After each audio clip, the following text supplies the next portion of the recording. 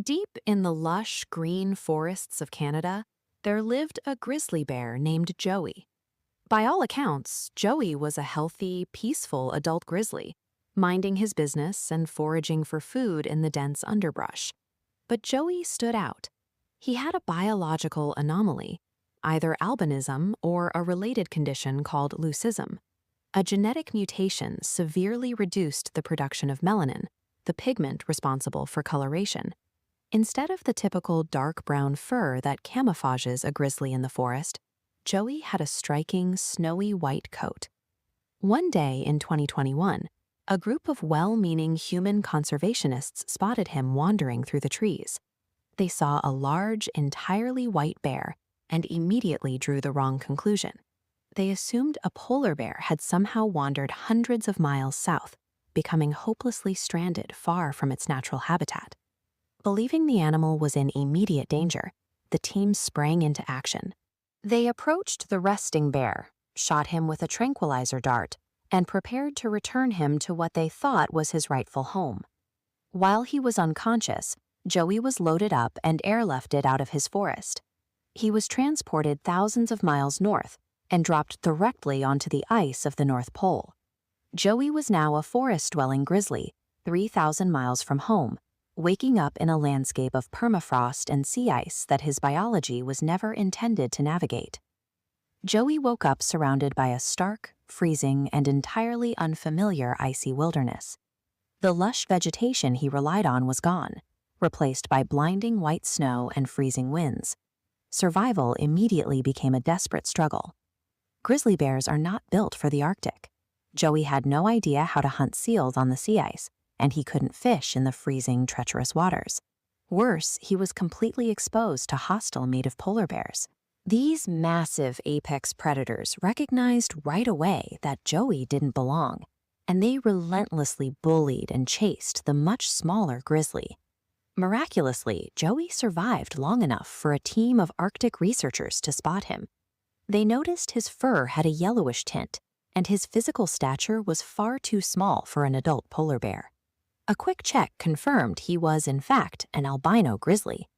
Realizing the massive mistake, authorities carefully tranquilized Joey again and flew him all the way back to the safety of the Canadian forest. But this return home was only a brief pause. Joey was trapped in a cycle of mistaken identity that was about to repeat itself. In 2022, Joey wandered near a small town in Alaska. Panicking locals took one look at his white coat, assumed a lost polar bear was roaming their streets, and called wildlife authorities. The exact same process played out. He was tranquilized and shipped back to the Arctic ice. According to the story that spread across the internet, this absurd cycle happened up to 5 separate times. The humans involved grew increasingly desperate to fix their mistake. At one point, they reportedly tried to dye his fur brown so he would stop getting rescued. The final indignity came when another organization captured him, and rather than releasing him into the wild, placed him in a zoo exhibit with actual polar bears. The bullying from the larger bears immediately resumed. Joey, dubbed the unluckiest bear in the world, was subjected to suffocating loneliness and repeated physical trauma, all driven by the relentless, misguided interference of people trying to help. It is a heartbreaking story. It is also entirely made up. Joey the bear does not exist. When this story exploded on social media, amassing millions of views, the fact-checking site Snopes and experts from Polar Bears International looked into it. They found 0 credible reports to back it up. The story originated as a spoof. Moving a bear from Canada to the high Arctic requires crossing thousands of miles of ocean and complex international airspace. A cross-border airdrop requires astronomical financial resources and coordination. Wildlife organizations simply lack the funding to repeatedly helicopter a bear internationally. Wildlife agencies do occasionally move animals. It's a practice called translocation, typically used to manage nuisance bears that repeatedly damage property or threaten humans. This chart shows mortality probabilities for translocated nuisance black bears in Wisconsin. The data is clear. Moving a bear is highly dangerous. Translocated bears face massive stress and high mortality rates. Real agencies treat relocation as a highly calculated last resort, not an accidental routine. Furthermore, trained professionals know that bears come in a variety of color phases. A black bear can be cinnamon, blonde, or even white. Wildlife experts look at physical structure, behavior, and databases.